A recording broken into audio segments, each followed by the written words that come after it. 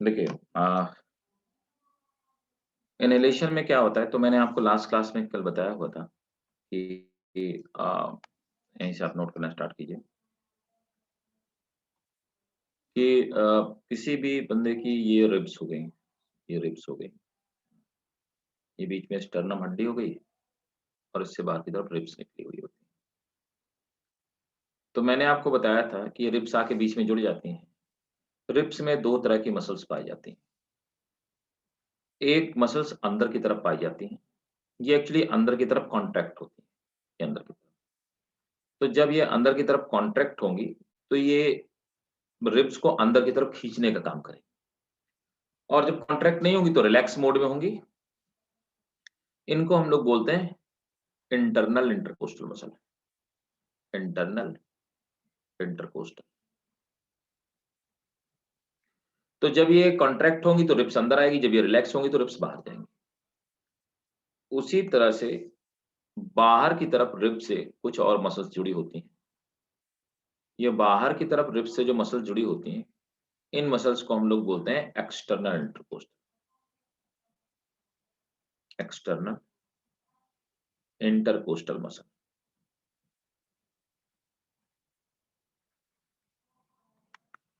ये जब कॉन्ट्रैक्ट होंगी तो रिब्स बाहर की तरफ जाएगी और ये जब रिलैक्स होंगी तो रिब्स अंदर की तरफ आएगी। ठीक है।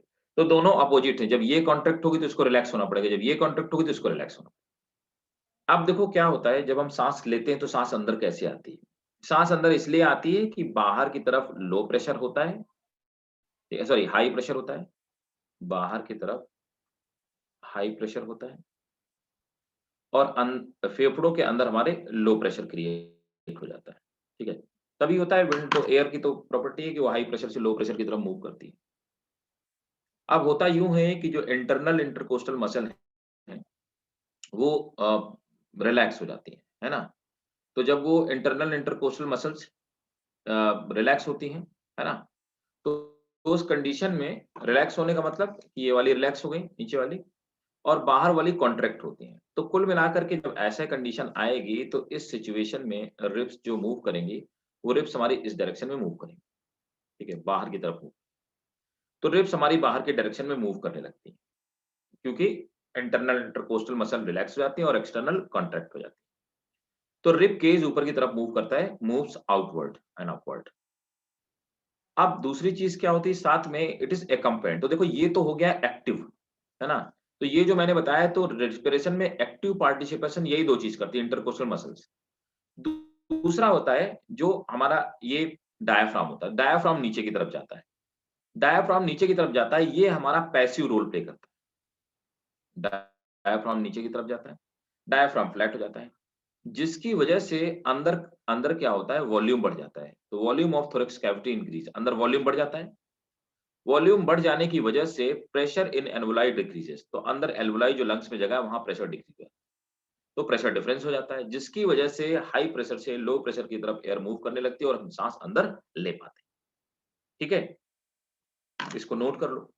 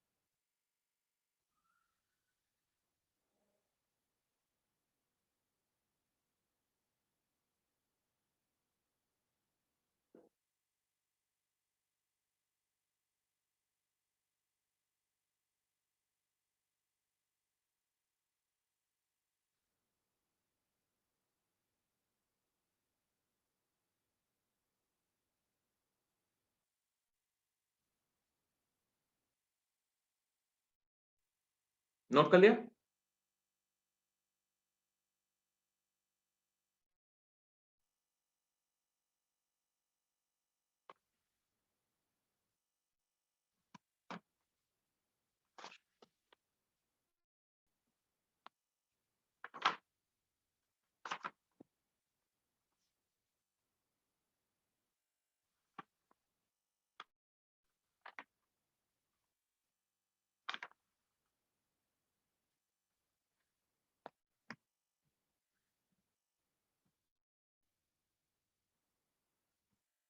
ठीक है, चलिए, सबने नोट कर लिया ना?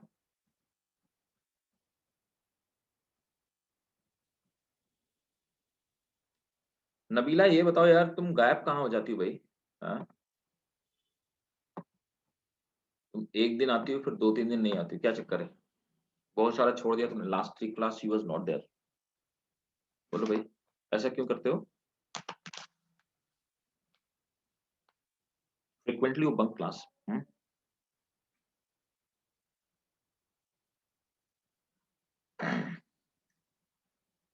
नोट कर लिया भाई? फौजिया डन? मदिहा?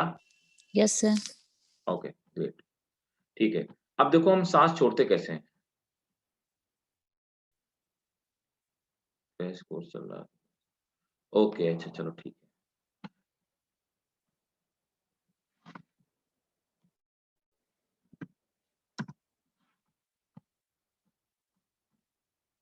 अब देखिए, अब आ जाते हैं एक्साइलेशन में, है ना? कैसे हम ब्रीथ आउट करते हैं। ठीक है?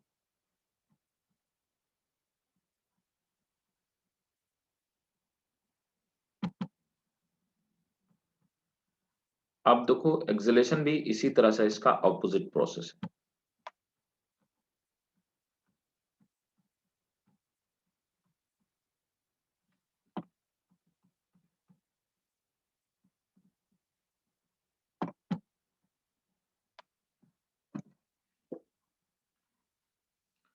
अब देखो यहाँ पर एक्सलेशन कैसे होता है कि फिर फिर भाई ये हमारी रिब्स हो गई, है ना? ये हमारी रिब्स हो गई और रिब्स में हम देखते हैं कि इंटरनल इंटरकोस्टल मसल कॉन्ट्रैक्ट। अब अंदर वाली जो मसल्स होती है ये कॉन्ट्रैक्ट होती है, तो ये कॉन्ट्रैक्ट हो जाती है, इंटरनल इंटरकोस्टल मसल कॉन्ट्रैक्ट हो जाती है। External intercostal muscle relax. तो अब क्या होता है, जो बाहर वाली होती है ये वाली मसल्स रिलैक्स हो जाती है ना? They get relax. नेट में क्या होता है कि रिब्स अंदर की तरफ आने लगती है। ठीक है? तो ribs case move inwards and downwards. हाँ, तो नीचे की तरफ मूव करने लगता है, अंदर की तरफ मूव करने लगता है। डायाफ्राम अब ये पैसिव रोल प्ले करता है, ये रिलैक्स हो जाता है, मतलब फिर से कॉन्वेक्स शेप ले लेता है। Volume of thoracic cavity decreases, जिससे कि क्या होता है, जो हमारी थोरेसिक कैविटी होती है उसका वॉल्यूम कम होने लगता है। जब इसका वॉल्यूम डिक्रीज हो जाता है तो प्रेशर इन एल्वुलाई इंक्रीजेस। इसकी वजह से एल्वुलाई में जो प्रेशर होता है वो बढ़ जाता है ना? और प्रेशर अब क्या होता है, अब हाई प्रेशर अंदर हो गया और बाहर लो प्रेशर हो गया, जिसकी वजह से हम सांस को बाहर निकाल पाते हैं, रिलीज कर पाते हैं। ठीक है? तो इस तरह से हम एक्सहालेशन करते हैं, इसको भी नोट कर लीजिए।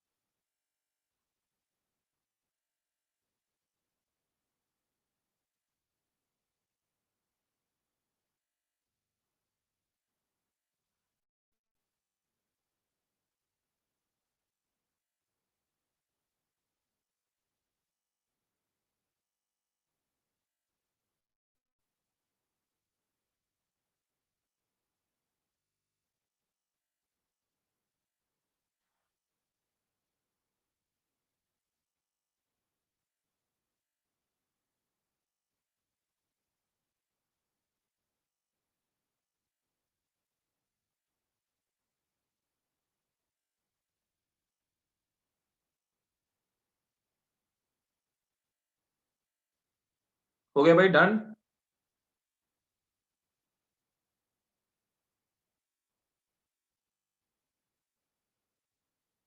Yes sir.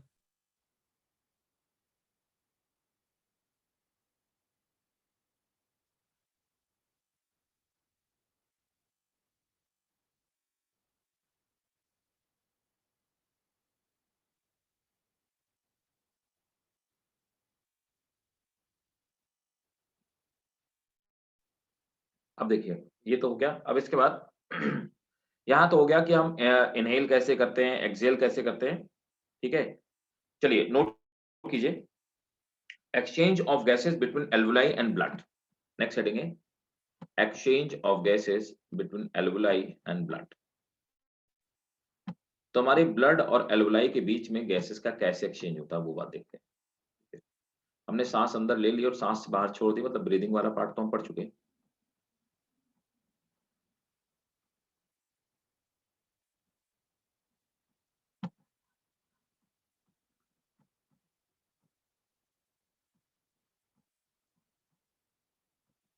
देखिए, अब होता यूं है कि हमारी जो एल्वुलाइज होती हैं, ये एल्वुलाई और एल्वुलाई के ऊपर ये एल्वुलाई हो गई,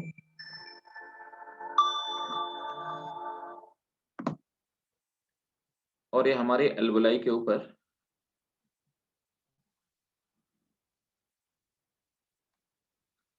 यहाँ पर ब्लड वेसल्स पाई जाती हैं। अब देखिए, ये हमारी हो गई आर्टरी,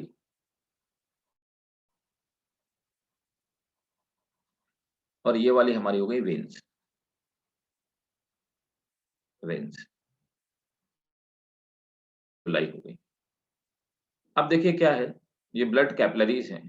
ब्लड कैपिलरीज में, है ना, ये ब्लड कैपिलरीज में हमारी ब्लड वेसल्स हैं। अब एल्वुलाई में ये ब्लड वेसल्स क्या करती हैं, दोनों के बीच में एक और चीज़ सब्सटेंस पाया जाता है। इन दोनों के बीच में खाली जगह नहीं है, यहाँ पे जो एल्वुलर वॉल है, यहीं पर एक सब्सटेंस पाया जाता है। इस सब्सटेंस को हम लोग कहते हैं बेसमेंट सब्सटेंस।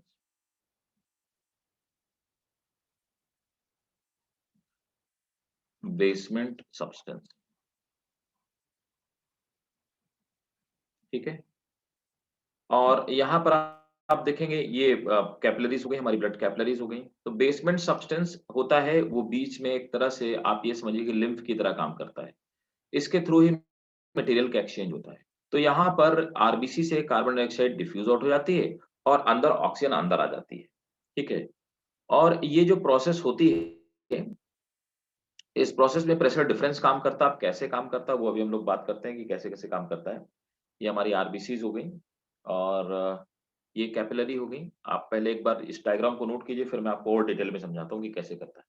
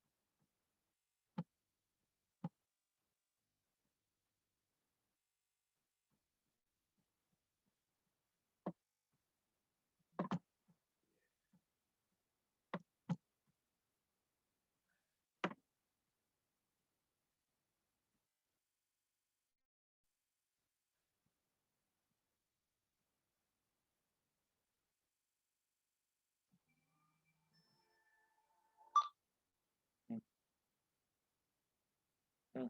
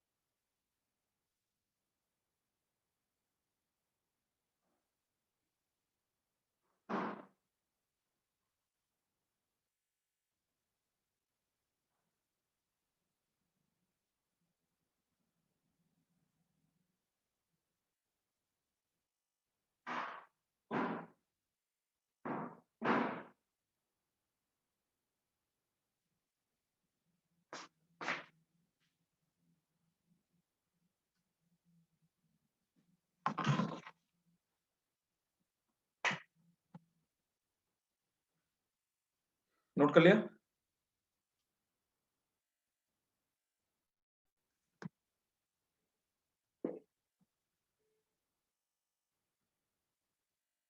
हो गया भाई?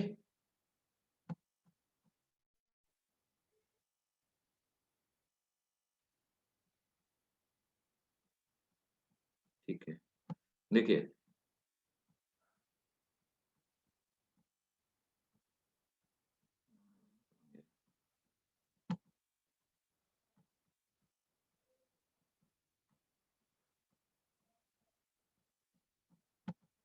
देखिए, यहाँ पर क्या है कि अब मेरी बात को थोड़ा-सा गौर से पहले समझिएगा पूरी बात को। अब मैं अलवलाई वाला जो पार्ट है ये छुपा देता हूँ।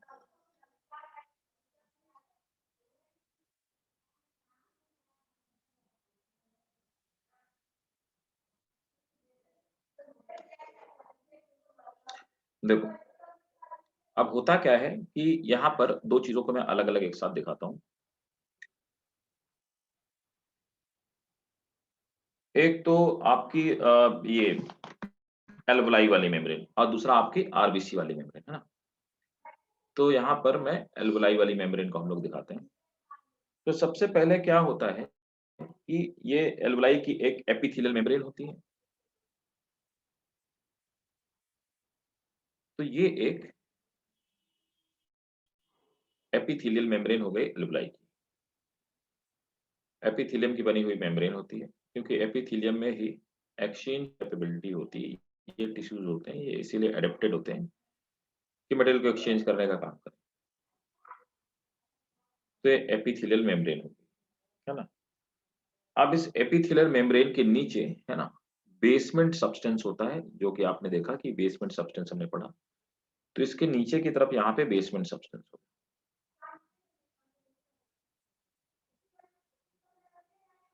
तो एल्वलाई में बाहर की तरफ ये हो गया बेसमेंट सब्सटेंस।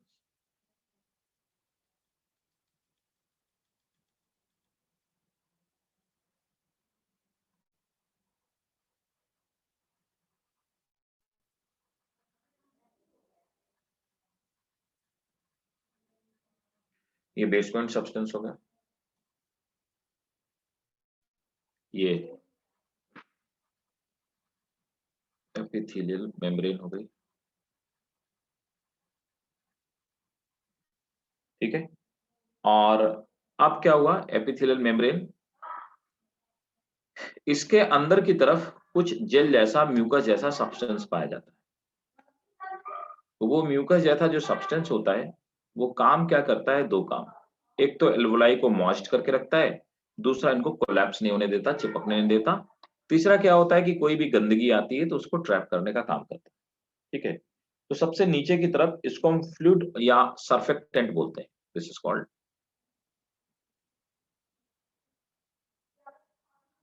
फ्लूइड और सर्फेक्टेंट लेयर बोलते हैं, ठीक है? ये वाला हिस्सा तो एल्वुलाई का हो गया। अब दूसरा वाला पार्ट पर समझ लेते हैं, कैपिलरी वाला पार्ट। तो देखिए ये वाला पार्ट समझ लेते हैं, ब्लड कैपिलरी वाले पार्ट। ब्लड कैपिलरी वाले पार्ट में भी क्या होता है कि यहाँ पे अंदर वाली जो मेम्ब्रेन होती है, बनी वो भी एपिथेलियम की होती है, इसको हम एंडोथेलियल लेयर कहते हैं।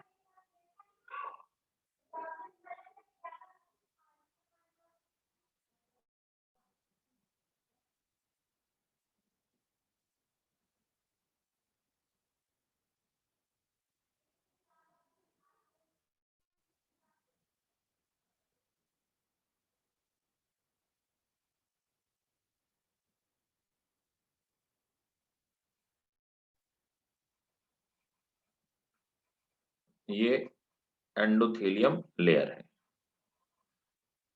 ठीक है? ये एंडोथेलियम की लेयर हो गई और इसके ऊपर होता है बेसमेंट सब्सटेंस होता है। तो वहां पर भी क्या था? एक बेसमेंट सब्सटेंस मौजूद था।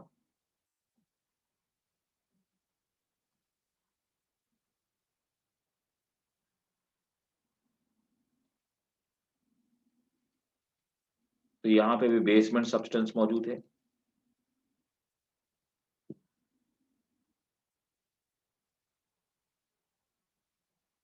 Basement membrane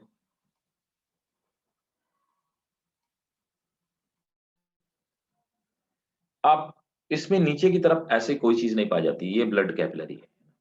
this is blood capillary. तो ये कैपिलरी हो गई, ब्लड कैपिलरी हो गई, ब्लड कैपिलरी और ऊपर वाला जो पार्ट हो एल्वेओलाई। अब होता ऐसा है कि यहाँ पर जो गैसेज़ का एक्सचेंज होता है, तो नीचे आप ब्लड कैपिलरी के अंदर आरबीसी पाई जाती है। ये मैं एक आरबीसी लिख लेता हूँ। ये ब्लड कैपिलरी के अंदर आरबीसी पाई जाती है ना? तो ये आरबीसी हो गई हमारी। ये मैं ज़रा हटा देता हूँ ब्लड कैपिलरी लिखा हुआ है। This is RBC, red blood कार्पसेल्स।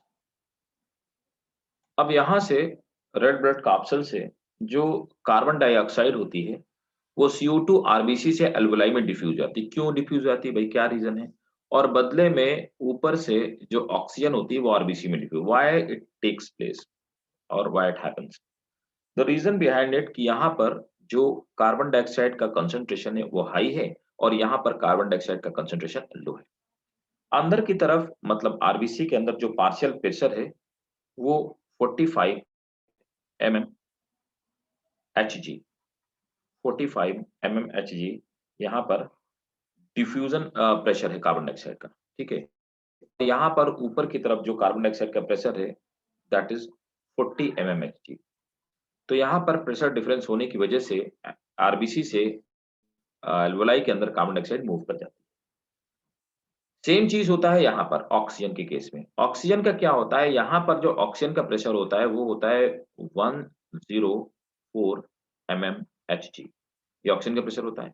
यहाँ पर जो ऑक्सीजन का प्रेशर होता है 95 एमएम एचजी ऑक्सीजन का प्रेशर होता है, जिसकी वजह से ऑक्सीजन यहाँ अंदर की तरफ आ जाती है।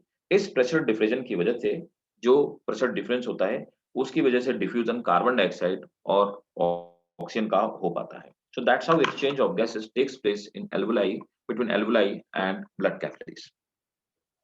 इसको जरूर नोट कीजिए।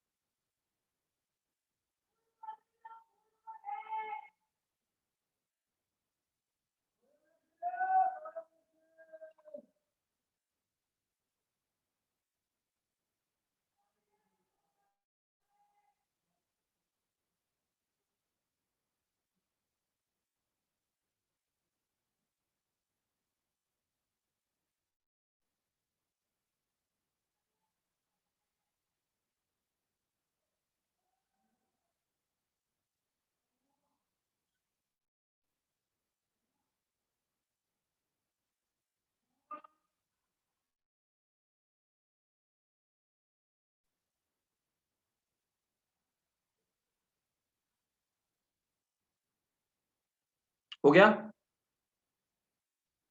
मैसेज करो भाई अगर हो गया। सर वो फ्लूइड और उसके नीचे क्या लिखा है?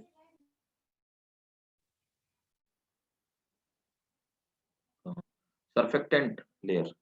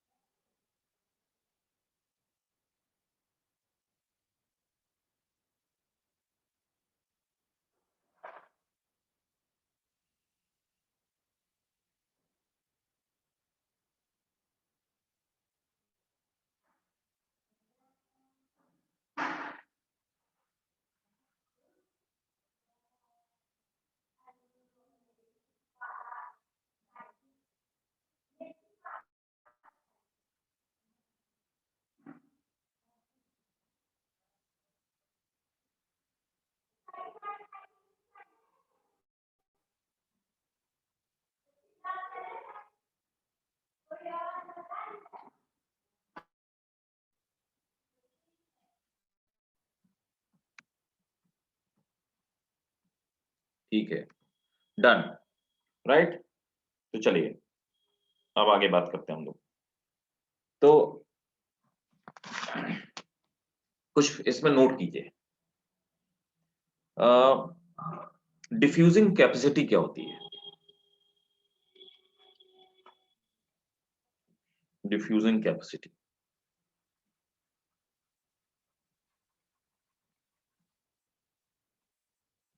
नोट करो। Respiratory membrane has a limit of, मतलब एक इनकी कैपेबिलिटी है, उससे ऊपर गैस का जो एक्सचेंज की रेट होती है वो हो नहीं सकती है। उसी को हम लोग बोलते हैं diffusing capacity. Respiratory membrane has a limit of gaseous exchange, a limit of gaseous exchange between alveoli and pulmonary blood, between alveoli and pulmonary blood. It is called diffusing capacity. It is called diffusing capacity.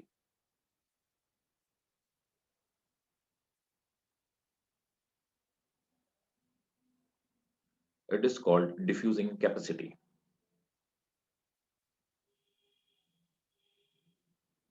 Full stop.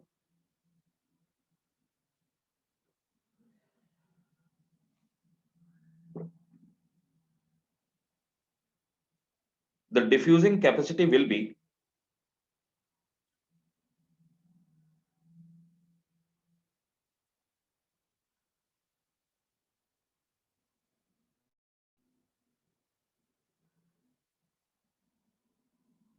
the capacity, that volume of gases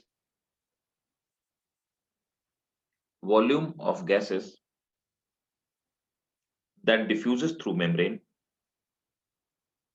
volume of gases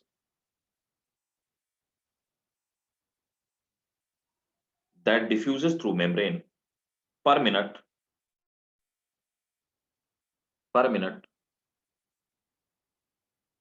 for a pressure difference of per minute for a pressure difference of 1 mmHg, for a pressure difference of 1 mmHg, full stop. नीचे note करके लिख लो, the diffusion of CO2, important है, the diffusion of CO2 is 20 times faster than O2.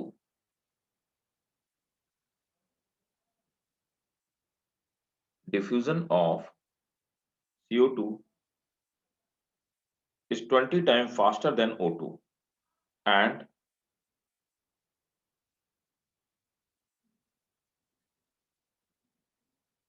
that of O2 is 2 times faster and that of O2 is 2 times faster than N2.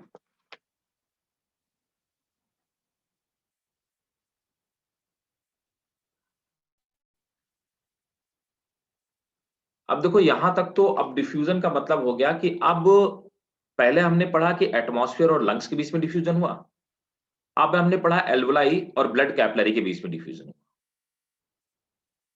अब देखिए इन gases का transport blood में कैसा होता है। तो नेक्स्ट हेडिंग डालेंगे transport of O2 in blood. Sir ji बताएं। सर सेकंड पॉइंट हमने ये लिखा था ना, diffusing capacity will be the volume of gases that diffuses वाला। हाँ ओके ओके सर। देखिए अब समझिए बात को।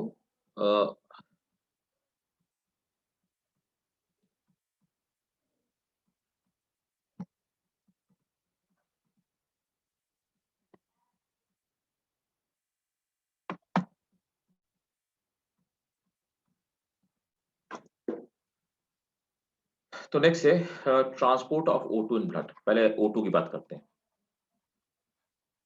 Transport of O2 in blood. तो ब्लड में जो O2 का ट्रांसपोर्ट होता है वो दो ही फॉर्म में हो पाता है, ठीक है। पहला क्या होता है, पहला तो होता है that get dissolve with blood plasma, dissolve with blood plasma. तो O2 सॉल्युबल तो होती है, तो ब्लड प्लाज्मा में कुछ अमाउंट में डिसॉल्व हो जाता है। दूसरा क्या होता है, इट कंबाइन विद हीमोग्लोबिन, है ना, कंबाइन विद हीमोग्लोबिन। तो हीमोग्लोबिन के साथ कंबाइन करके ये ट्रांसपोर्ट हो जाती है, राइट। तो देखिए नेक्स्ट देखिए, नोट करेंगे approximately 3% of O2, approximate 3% of O2 dissolved with blood plasma.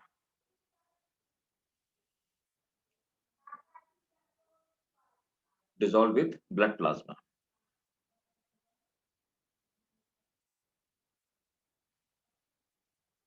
And carries to body cell.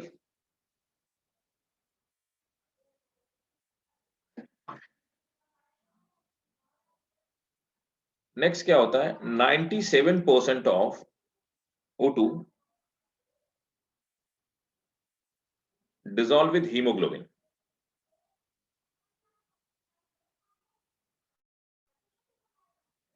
And carries to body cells, and carries to body cell in form of, carries to body cell in form of oxyhemoglobin, HbO2.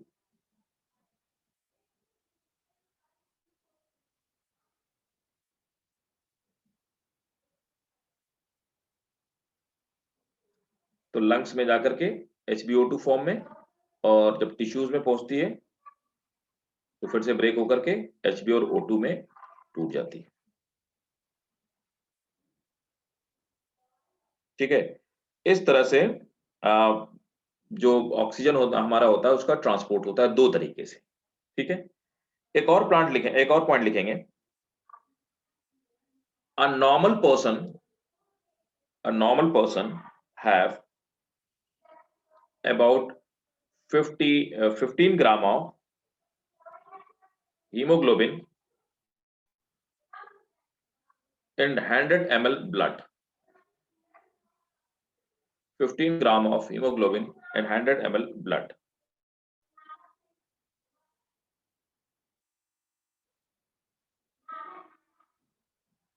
One gram of hemoglobin binds with 1.34 ml of oxygen.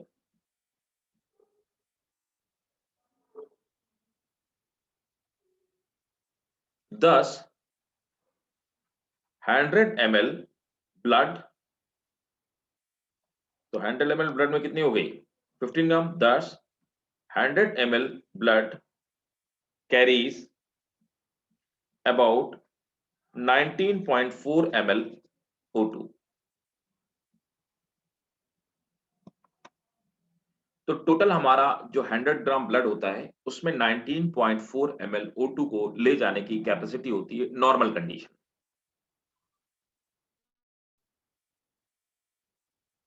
तो ये था हमारा oxygen का transport हमारे body में किस तरह से होता है। अब दूसरी गैस हो गई कार्बन डाइऑक्साइड। तो नेक्स्ट हेडिंग आप डालेंगे ट्रांसपोर्ट ऑफ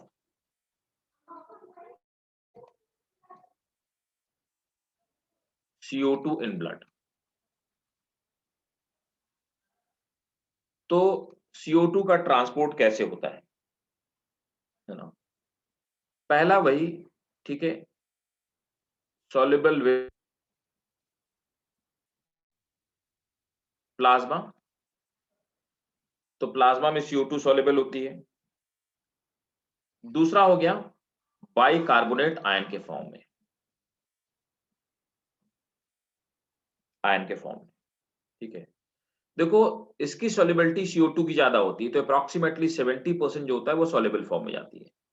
फिर बाकी का जो 70% बचा उसका बाइकार्बोनेट आयन के फॉर्म में, है ना, HCO3 नेगेटिव आयंस के फॉर्म में। और तीसरा जो बाकी बचा विद हीमोग्लोबिन, तो बाकी हीमोग्लोबिन के साथ जाती है। तो ऑक्सीजन तो दो ही तरह से ट्रांसपोर्ट होती है, यहाँ कार्बन डाइऑक्साइड का ट्रांसपोर्टेशन 3 कैटेगरी से होता है, ठीक है। तो नोट कर लीजिए पहला point, CO2 is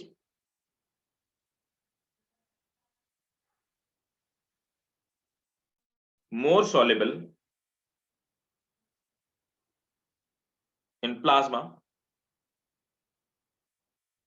and 7% of CO2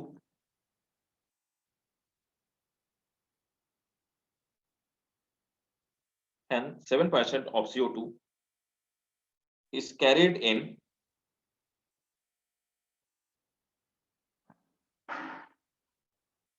soluble form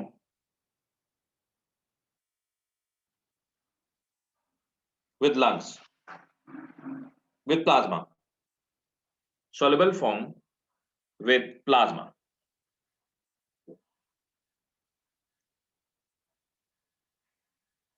अब देखो होता क्या है, बाइकार्बोनेट आयंस के फॉर्म में CO2 का कैसे ट्रांसपोर्टेशन होता है ना। तो अब समझते हैं कि बाइकार्बोनेट आयन के फॉर्म में किस तरह से ट्रांसपोर्ट होता है। तो पहला प्लाज्मा वाला तो हमने पढ़ लिया।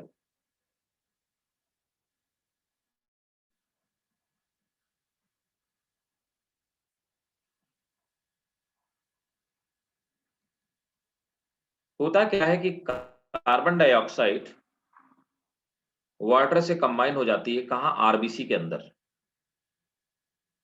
और कन्वर्ट हो जाती है किस में, H2CO3 में, जो कि आपका कार्बोनिक एसिड है ना। तो अंदर जाकर के कार्बोनिक एसिड के फॉर्म में कन्वर्ट हो जाती है। ये अनस्टेबल कंपाउंड है, तो ये रिवर्सिबल रिएक्शन है। जो एंजाइम हेल्प करता है उसका नाम है carbonic dehydrogenase, carbonic anhydrase.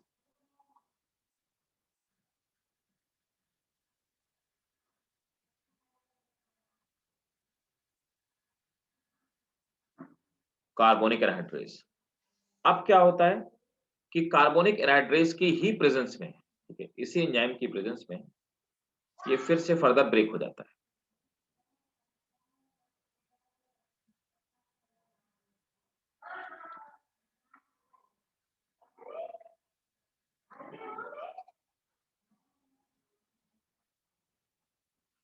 Carbonic anhydrase की प्रेजेंस में ये बाइकार्बोनेट आयन HCO3 नेगेटिव और प्लस हाइड्रोजन आयन में ब्रेक हो जाता है, ठीक है, बाइकार्बोनेट आयन।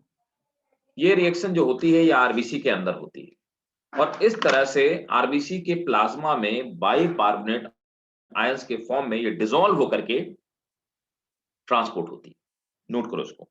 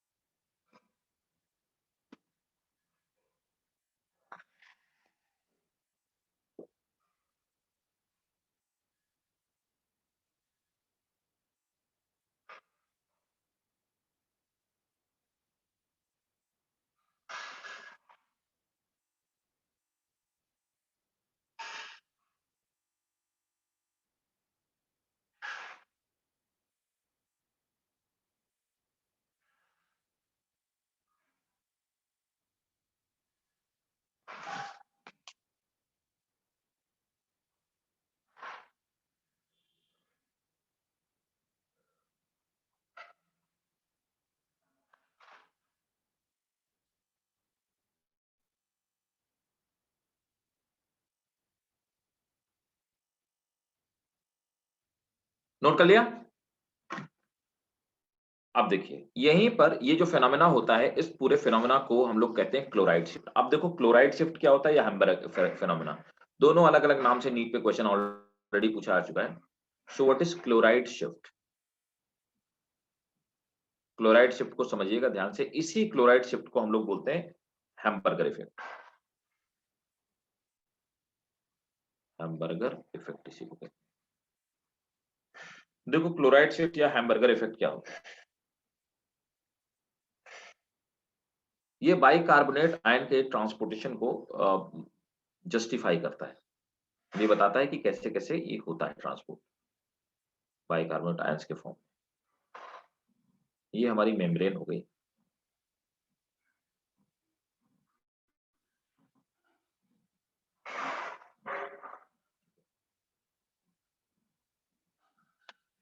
ये हमारी ब्लड कैपिलरी की वॉल हो गई।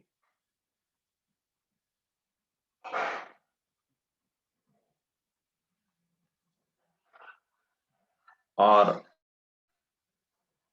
ये हमारा कोई टिश्यू हो गया।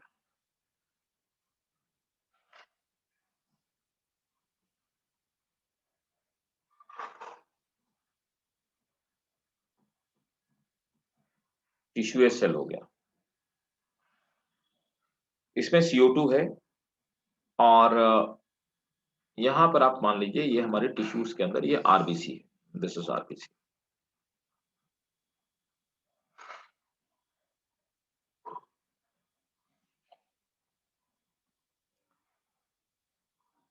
होता क्या है कि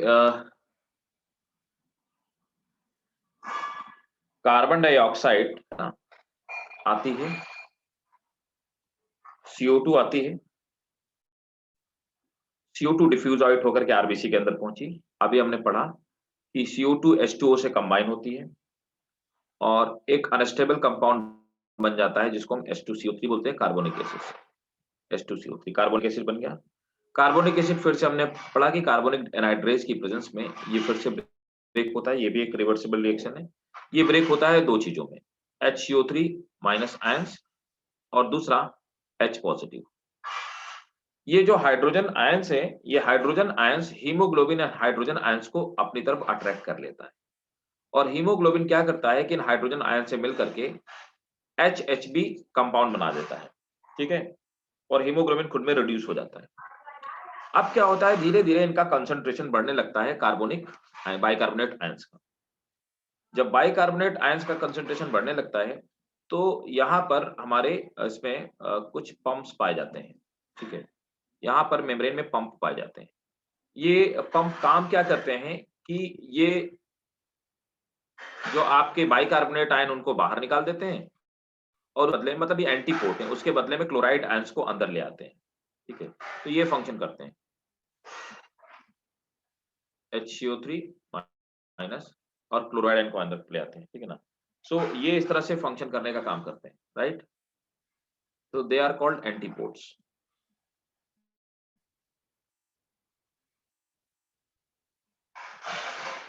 इनको हम एंटीपोर्ट्स कहते हैं। ये एंटीपोर्ट ये काम करते हैं। इस फिनोमेना को हम लोग क्लोराइड शिफ्ट बोलते हैं। इस तरह से प्रोसेस होती है। समझ में आ गई भाई सबको?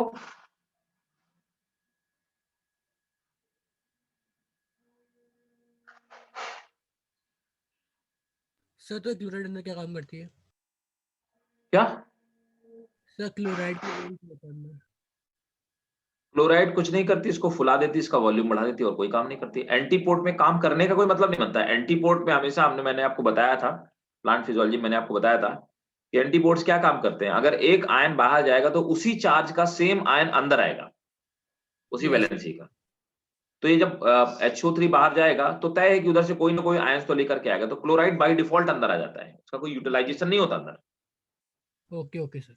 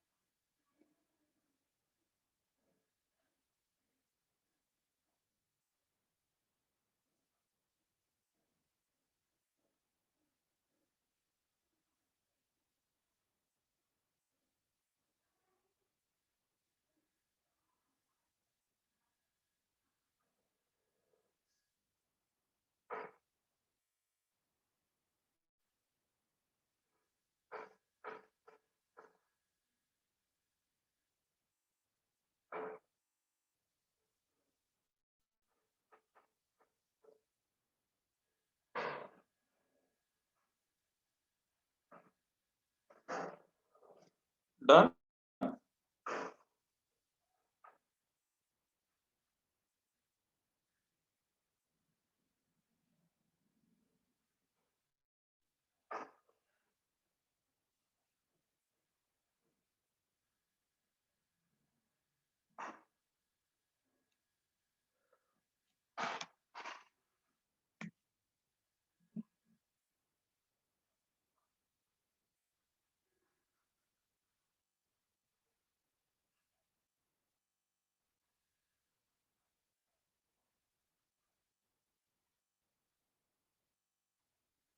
Done, sir.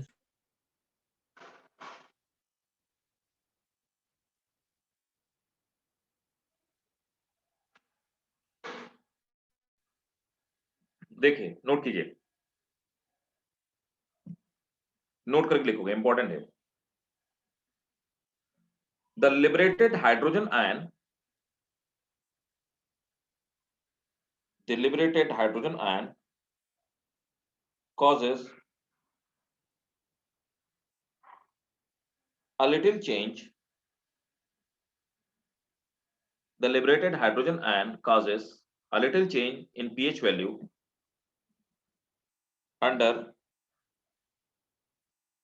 resting condition. Under resting condition.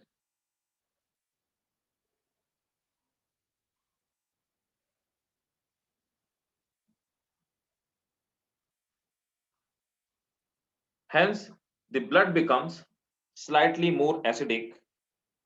Hence, the blood becomes slightly more acidic.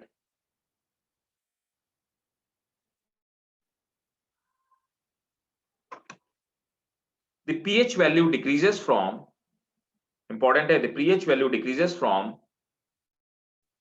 7.4 to 7.34.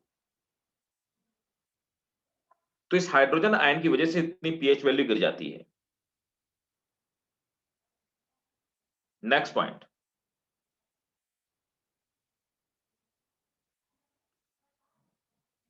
about 70%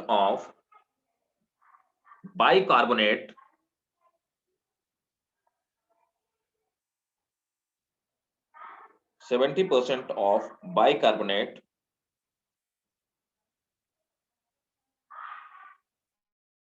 formed in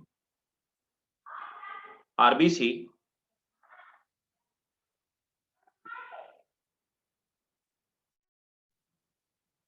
reaches to plasma.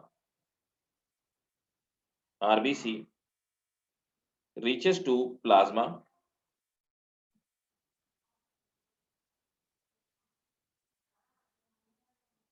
Next point, chloride ion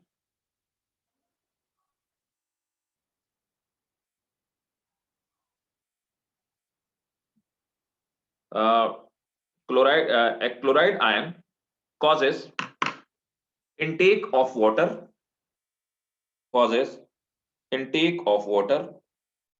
due to which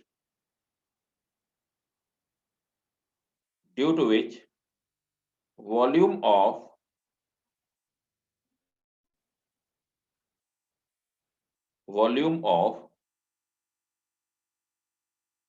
RBC increases, due to which volume of RBC increases.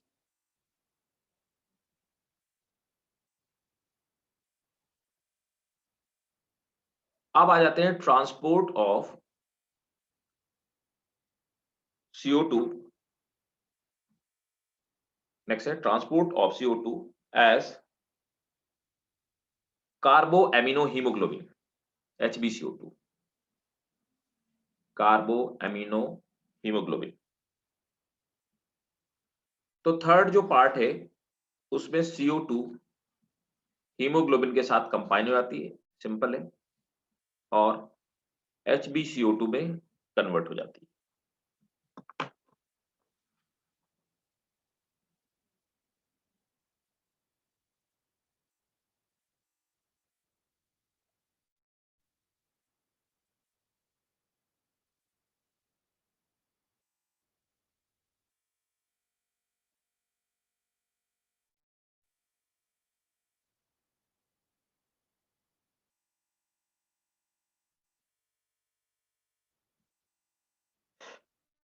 आप देखिए क्या है,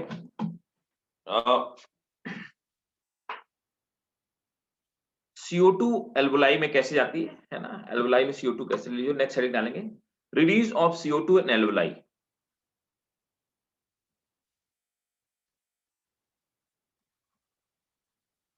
release of CO2 in alveoli.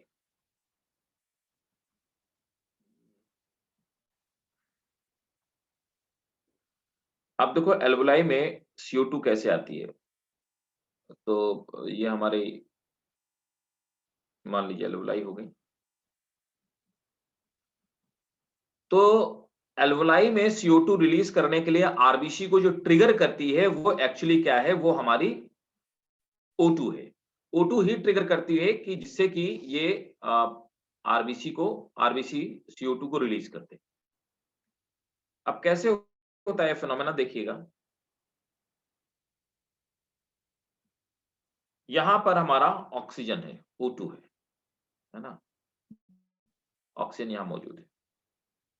O2 हमारा जैसे इसके अंदर जाता है, तो O2 के अंदर जाते ही क्या होता है कि हीमोग्लोबिन, ये HHB है, HHB बन गया था, हमने देखा थोड़ी देर पहले।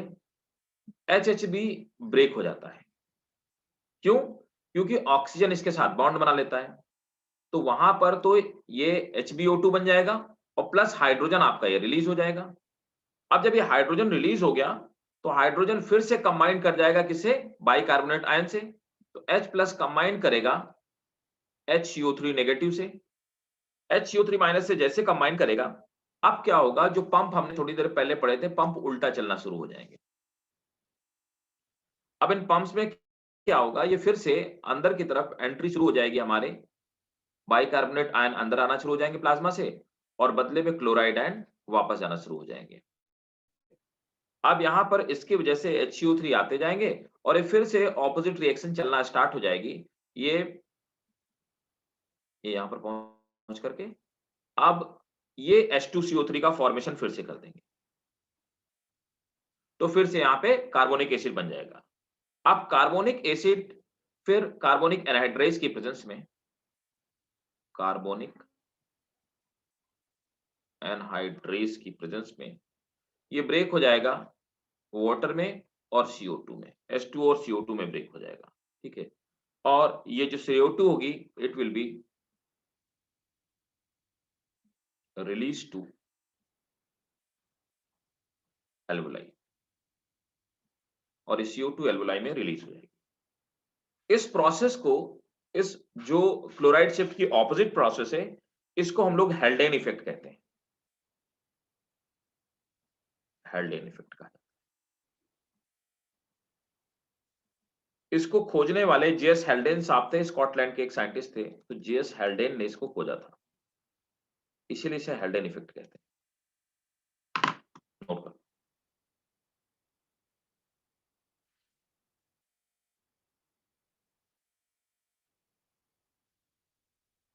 हैम्बर्गर इफेक्ट, क्लोराइड शिफ्ट 2 से 3 बार ऑलरेडी पूछा जा चुका है नीट में।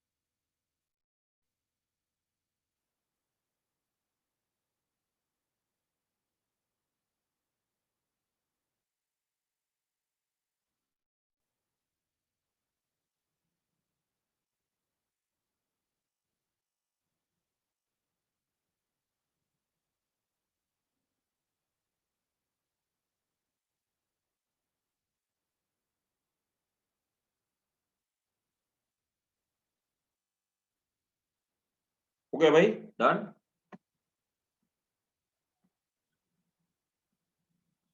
ठीक है,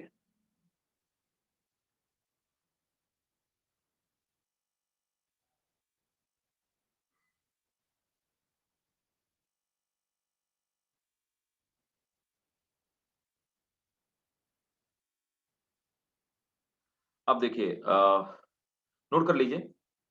when haemoglobin of the lungs, blood capillary, when haemoglobin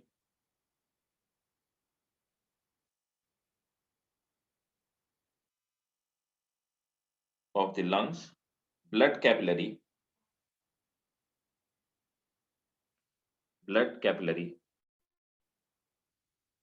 takes up O2,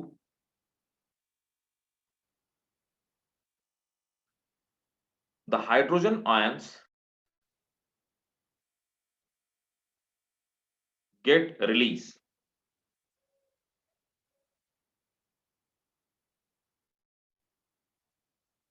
The hydrogen ion get released,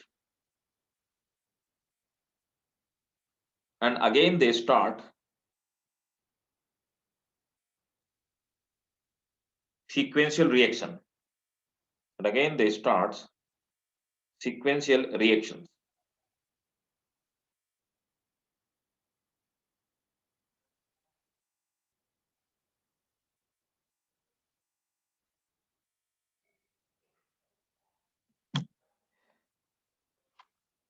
अब देखिए one last thing, that is neural control. तो कैसे हमारे न्यूरॉन्स जो होते हैं, न्यूरोलॉजी जो होती है, वो न्यूरॉन्स हमारे कैसे रेस्पिरेशन को कंट्रोल करते हैं। ठीक है, तो नोट कर लीजिए, neural regulation of respiration, this is the last topic, neural regulation. अब देखो क्या होता है कि हमारे जो ब्रेन का हाइड ब्रेन का पार्ट होता है ना, तो हाइड ब्रेन वाला पार्ट हमारा ऐसा होता है, लाइक दिस वन,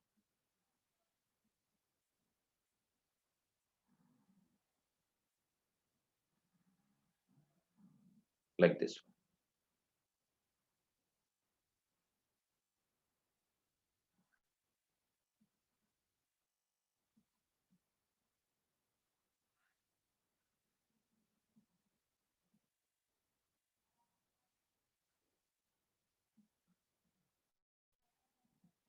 तो यहाँ पर दो सेंटर ऊपर होते हैं, तो आप देखिए ऊपर वाला जो पोर्शन होता है वो होता है पोन्स वाला, है ना, और इसके नीचे वाला जो पार्ट है ये वाला, इसको हम लोग मेडुला वाला पार्ट बोलते हैं, ये मेडुला वाला पार्ट होता है। दो सेंटर्स यहाँ पे पाए जाते हैं मेडुला वाले, दो पोन्स वाले पार्ट में पाए जाते हैं, दो मेडुला वाले पार्ट में पाए जाते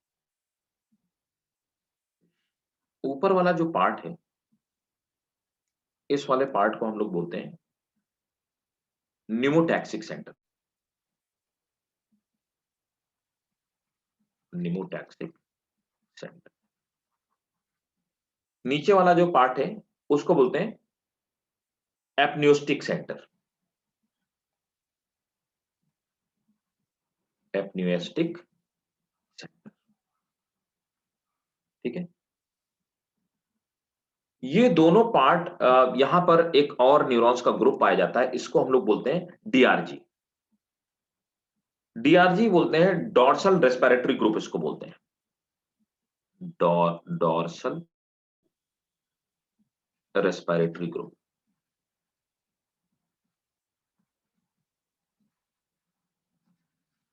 डॉर्सल रेस्पिरेटरी ग्रुप जो होता है ये हमें सांस अंदर लेने में हेल्प करता है, इंस्पिरेशन। तो इंस्पिरेशन की जो मैकेनिज्म हमने पढ़ी उसके लिए ये रिस्पॉन्सिबल है डीआरजी। ये दोनों जो न्यूमेटिक और एपन्यूमेटिक सेंटर हैं, ये क्या करते हैं, ये अपने कमांड को देते हैं किसको, डीआरजी को। तो दोनों ही डीआरजी को कंट्रोल करने का काम करते हैं और फर्दर फंक्शन डीआरजी करता है। अब दूसरा क्या है, दूसरा यहां पर ये जो दूसरा वाला एक सेंटर मौजूद है, इस दूसरे वाले सेंटर को, इसको हम लोग बोलते हैं ventral respiratory group, VRG. This is VRG, VRG. VRG stands for ventral respiratory group, ventral respiratory group. काम क्या होता है इन दोनों का? देखिए, ये हमारी बैकबोन हो गई।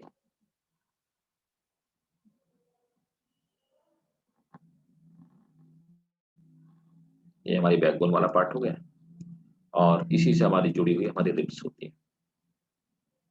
ये हमारी रिब केस हो गया।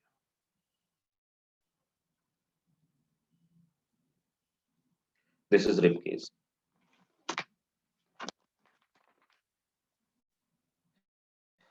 यहां से डीआरजी से कमांड आती है। ये डीआरजी एक कमांड तो अपना लेकर के जाता है डायाफ्राम।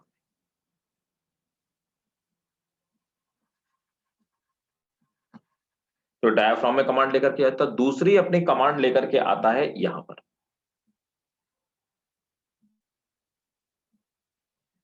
एक्सटर्नल इंटरकोस्टल मसल को, एक्सटर्नल इंटरकोस्टल मसल्स को बाहर की तरफ खींचता है, कॉन्ट्रैक्ट करवाता है, तभी इंस्पिरेशन होता है। ये external intercostal muscle contract during inspiration.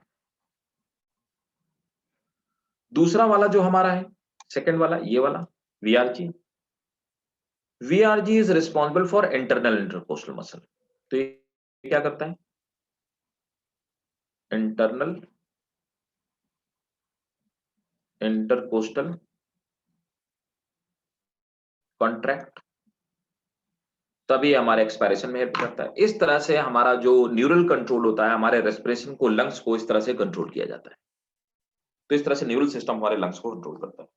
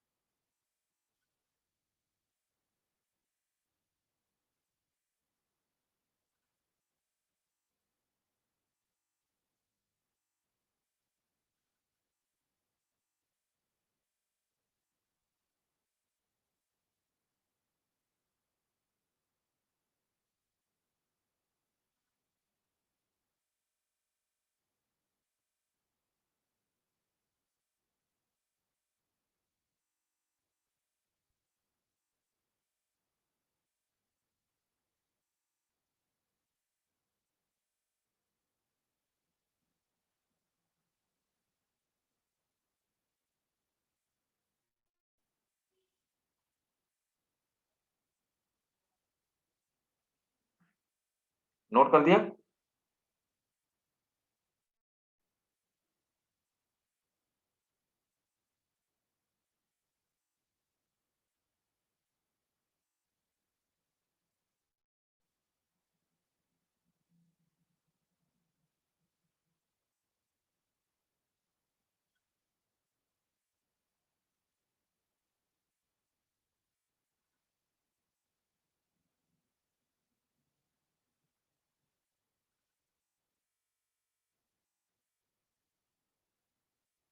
Done भाई? Yes sir. ठीक है, तो नेक्स्ट क्लास में हम लोग रेस्पिरेटरी डिजीजेस करेंगे। है ना, और रेस्पिरेटरी डिजीज कंप्लीट करने के बाद, है ना, फिर उसके बाद आगे के चलेंगे, ठीक है। नेक्स्ट चैप्टर हम लोग स्टार्ट करेंगे, ठीक है। Thank you, sir. वेलकम।